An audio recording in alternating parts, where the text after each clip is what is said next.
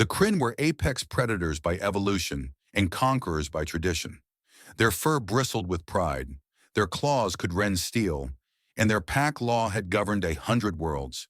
When Alpha Vortian looked upon humanity's military compound on the border moon of Theta 7, he saw only soft-skinned creatures who had stumbled into galactic affairs through luck rather than merit.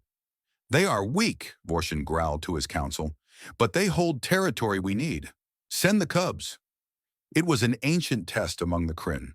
Young warriors sent to train with potential allies, learning their ways, measuring their strength. If the cubs returned unimpressed, conquest would follow. If they returned with respect, treaties would be drawn. Either way, the Kryn always gained.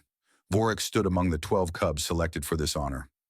At barely 6 cycles old, he was the boldest of his generation, his gray and black fur already marked with ceremonial scars from ritual hunts.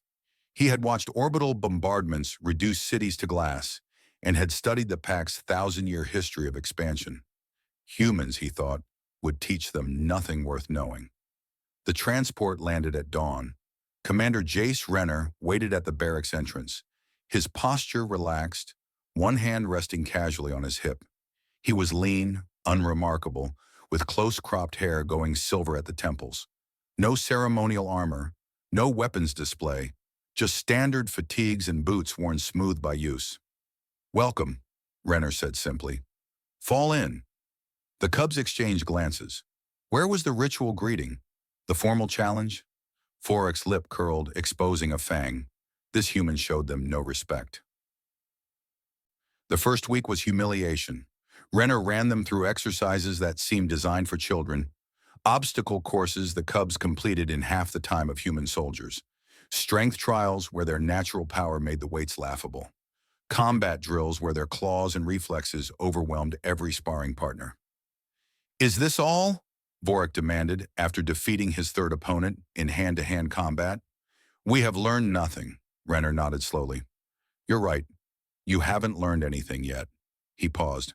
"Formation Alpha. Full combat scenario. Tomorrow, 0600. The next morning, the cubs found themselves in a simulation chamber facing 200 human soldiers, holographic, but with real-time AI tactical responses.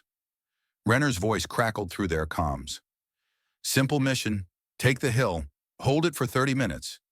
Begin." Vorik howled the battle cry and the cubs charged. They broke through the first line easily, their speed overwhelming. But as they pushed forward, something changed. The humans weren't fighting like individuals anymore. They moved in coordinated units, covering fire patterns interlocking like scales on a serpent. When one fell, another stepped into position seamlessly. The cubs reached the hill in 8 minutes. They held it for 4. Enfilading fire from positions the cubs hadn't scouted cut them off from retreat. Suppressive barrages pinned them while flanking units closed the trap. Within minutes, every cub registered as a casualty. Vorik stared at his dead paws, stunned. They had been faster, stronger, more lethal in individual combat, and they had been slaughtered. "Again," Renner said. "They ran the scenario 11 times that day. 11 times they failed."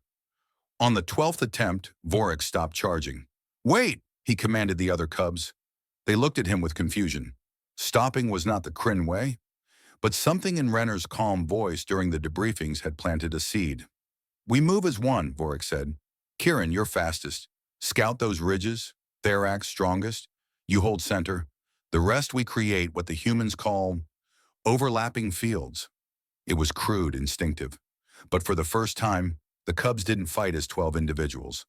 They fought as one organism. They held the hill for 7 minutes.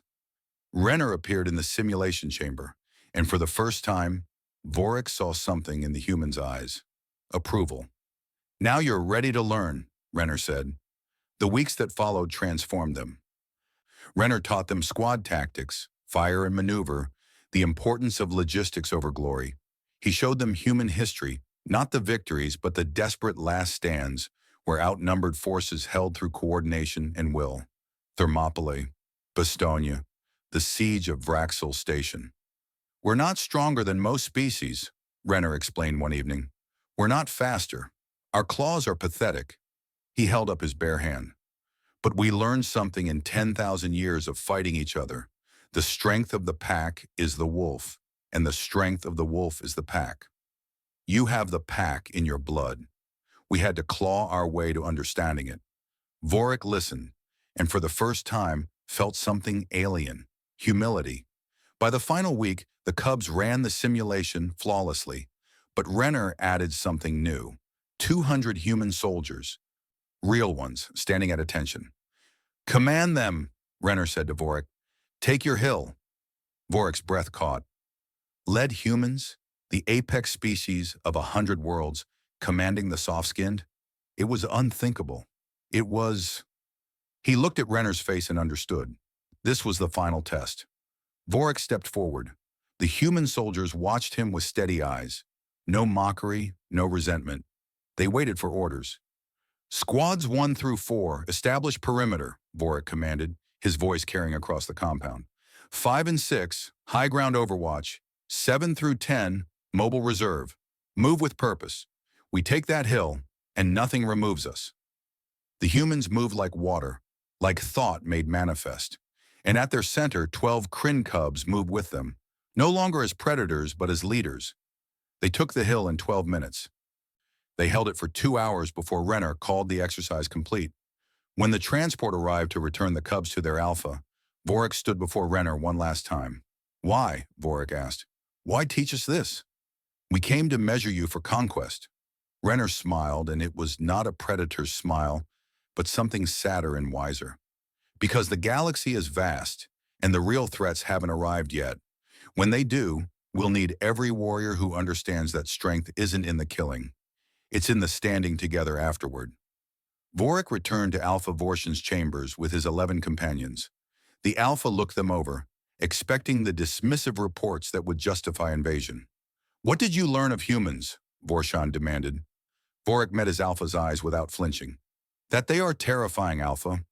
Not because they are strong, but because they can make anyone strong. They taught us to lead. They taught us that victory is not in the claws, but in the bonds." He paused, then spoke words that would echo through Krin history. "They gave us 200 shields to command, and we finally understood what it means to be a pack." Alpha Vorshin stared at his cub, then slowly began to laugh, a deep, rumbling sound. "Then we do not conquer them, young one. We ally with them, for the humans have done what 1,000 conquered worlds could not. They have taught the Krin something new."